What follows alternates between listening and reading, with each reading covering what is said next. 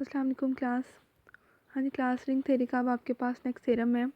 Late R be an integral domain, then R is a unique factorization domain if and only if R satisfied uf1 and uf2 dash where uf2 dash equals to every irreducible element is prime. ठीक है, अब आपने क्या prove करवाना है कि कोई भी इंटेग्रल डोमेन जो है वो यूनिक फैक्टराइजेशन डोमेन तब होगी अगर ये दो प्रॉपर्टीज़ को सेट करवा रही हो। पहली प्रॉपर्टी है UF1, यानी कि जो डेफिनेशन वाली प्रॉपर्टी है कि हर डेफिनेशन में जो प्रॉपर्टी हमने पढ़ी थी कि हर एलिमेंट जो है ना वो आपके पास प्रोडक्ट ऑफ इरेड्यूसिबल एलिमेंट्स और यूनिट एलिमेंट के फॉर्म में लिखा जा सके। फर्स्ट प्रॉपर्टी वो है। और सेकंड प्रॉपर्टी ये है UF2 डैश कि हर इरेड्यूसिबल एलिमेंट प्राइम हो जाए। ठीक है, यानी कि UF1 और ये जो सेकंड प्रॉपर्टी कि हर इरेड्यूसिबल एलिमेंट प्राइम एलिमेंट हो जाए, अगर ये दो प्रॉपर्टीज़ किसी इंटेग्रल डोमेन में होल्ड कर जाती हैं तो वो इंटेग्रल डोमेन जो है वो यूनिक फैक्टराइजेशन डोमेन बन जाती है। ठीक है, यानी कि यहाँ पर ये थ्योरम इसलिए प्रूव करवाया हुआ है कि हमें जो हमारी जो नेक्स्ट सेकंड वाली थी ना डेफिनेशन में जो प्रॉपर्टी थी सेकंड वाली प्रॉपर्टी, तो उसको हम रिप्लेस करके उसकी जगह ये भी लिख सकते हैं कि हर इरेड्यूसिबल एलिमेंट जो है ना वो प्राइम हो जाए किसी इंटेग्रल डोमेन में और फर्स्ट प्रॉपर्टी भी होल्ड कर जाए यूनिक फैक्टराइजेशन डोमेन की। तो इन दोनों प्रॉपर्टीज से आपके पास जो इंटेग्रल डोमेन है ना वो यूनिक फैक्टराइजेशन डोमेन बन जाती है। ठीक है, अब देखिए कैसे प्रूव करवाएंगे। सबसे पहले इफ़ एंड ओनली इफ़ की कंडीशन है, तो सबसे पहले लेट करेंगे इंटेग्रल डोमेन जो है वो यूनिक फैक्टराइजेशन डोमेन है और प्रूव करवाएंगे कि ये दोनों प्रॉपर्टीज़ जो है ना वो होल्ड करती हैं। और फिर नेक्स्ट में हम लेट करेंगे कि ये दोनों प्रॉपर्टीज़ होल्ड करती हैं और रिंग इंटेग्रल डोमेन को प्रूव करवा देंगे कि वो आपके पास UFD है। ठीक है, अच्छा अब फर्स्ट पार्ट में हम क्या लेट कर लेते हैं। Suppose that R is a unique factorization domain, then R satisfied UF1 and UF2। ठीक है, we want to show that every irreducible element in R is prime. अब हमने लेट कर लिया कि आर जो है वो यूनिक फैक्टराइजेशन डोमेन है। अब यूनिक फैक्टराइजेशन डोमेन है तो इसकी दोनों प्रॉपर्टीज़ होल्ड करेंगी बाय डेफिनेशन। अब फर्स्ट प्रॉपर्टी जो हमने प्रूव करवानी थी वो तो होल्ड कर गई। सेकंड अब हमने प्रूव करवाना है कि UF2 वाली डैश वाली प्रॉपर्टी यानी कि हर इरेड्यूसिबल एलिमेंट को प्राइम प्रूव करवाना है। तो इस तरह का पिछले इससे जो लास्ट वाला थ्योरम था जो कल परसों वाले लेक्चर में मैंने आपको करवाया था, इससे ऊपर वाला थ्योरम उसमें हमने प्रूव करवाया हुआ ना, ये सेम वही प्रूव है। ठीक है, उसमें हमने प्रूव करवाया था कि UFD में हर इरेड्यूसिबल एलिमेंट जो है ना वो आपके पास प्राइम एलिमेंट होता है। तो वही सारा थ्योरम यहाँ पर कोट किया हुआ, एक दफ़ा मैं आपको रिपीट करवा देती हूँ। ठीक है, कैसे लेट कर लेंगे उसी तरीके से लेट कर लेना। पी जो है वो कोई भी इरेड्यूसिबल एलिमेंट है, हमने प्रूव करवाना है कि पी जो है ना वो प्राइम है। अब इरेड्यूसिबल है तो नॉन जीरो होगा और नॉन यूनिट बी होगा। और प्राइम प्रूव करवाने के लिए हमें क्या प्रूव करवाना पड़ेगा कि अगर पी जो है वो दो एलिमेंट्स के प्रोडक्ट को डिवाइड कर रहा है तो उनमें से किसी ना किसी एक एलिमेंट को लाजमी तौर पर डिवाइड करता होगा। ठीक है, तो हम क्या लेट कर लेंगे कि पी जो है वो ए बी को डिवाइड करता है। अब पी ए बी को डिवाइड करता है तो हम इसको डिवीजन एल्गोरिथम लगा कर लिख सकते हैं A B equals to P S for some S belongs to are.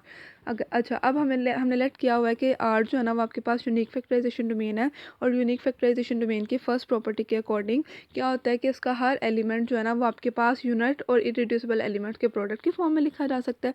उसी तरह ए बी और एस तीनों को लेट कर लिया, u A1 A2 up to so on AM, B equals to V B1 B1 B2 up to so on BN and S equals to W S1 S2 up to so on ST।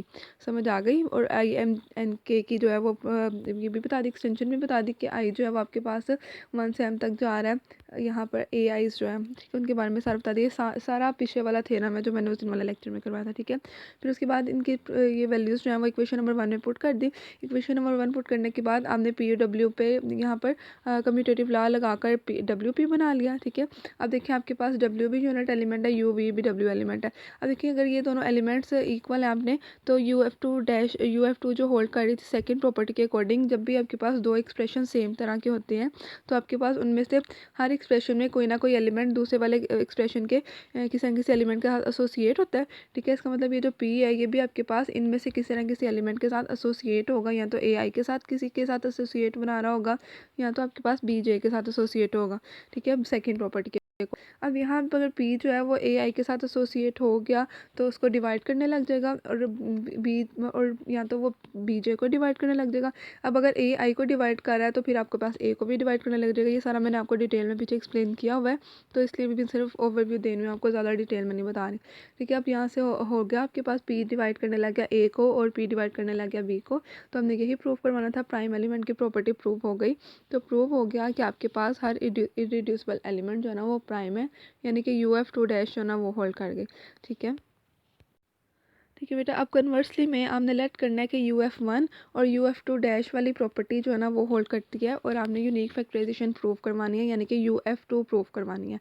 ठीक है, क्या है, conversely suppose that R is an integral domain satisfying UF1 and UF2 dash, we want to show that R is a unique factorization domain that is R satisfied UF2। अब UF2 आपके पास क्या थी कि अगर आपके पास कोई भी रिंग का एलिमेंट जो है वो इस तरह से लिखा जा सकता है, दो एक्सप्रेशन दो तरह के से एक्सप्रेस किया जा सकता है।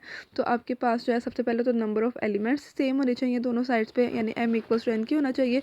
और सेकंड प्रॉपर्टी क्या होनी चाहिए कि आपके पास हर ai जो है वो किसी ना किसी bj के साथ एसोसिएट होना चाहिए, और ये सारे इरेड्यूसिबल भी हैं। ठीक है, where u and v are units and ai's are bi's are irreducible elements are with m n greater than equals to 0, we have to show that. अब हमने क्या शो करवाना है सेकंड प्रॉपर्टी प्रूव करवाने के लिए कि या तो m और n दोनों इक्वल हों, या तो ai's और bij's जो है ना वापस में एसोसिएट हो इन सम ऑर्डर, यानी कि ये पहले भी मैंने आपको एक्सप्लेन किया था किसी भी ऑर्डर में, यानी A1 ज़रूरी नहीं है कि B1 के साथ एसोसिएट हो। A1 जो है वो किसी भी B के आइस के साथ एसोसिएट हो सकता है, B1 के साथ भी, B2 के साथ भी, B3 के साथ भी, किसी भी BJ's के साथ। ठीक है, अच्छा अब कैसे प्रूव करवाएंगे, दो प्रॉपर्टीज़ हमें चाहिए। एक तो हमें ये वाली चाहिए कि हमने इस एक्सप्रेशन में नंबर ऑफ एलिमेंट को सेम प्रूव करवाना है, और दूसरी एसोसिएट वाली कंडीशन प्रूव करवानी है।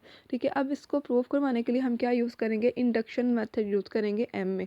ठीक है, इंडक्शन मेथड आपको पता है कि हम क्या करते हैं, 0 के लिए प्रूव करवाते हैं, फिर 1 के लिए लेट कर लेते हैं कि होल्ड करता है, और फिर m के लिए होल्ड करवा देते हैं। तो यहाँ पर वही इंडक्शन मेथड यूज़ करेंगे।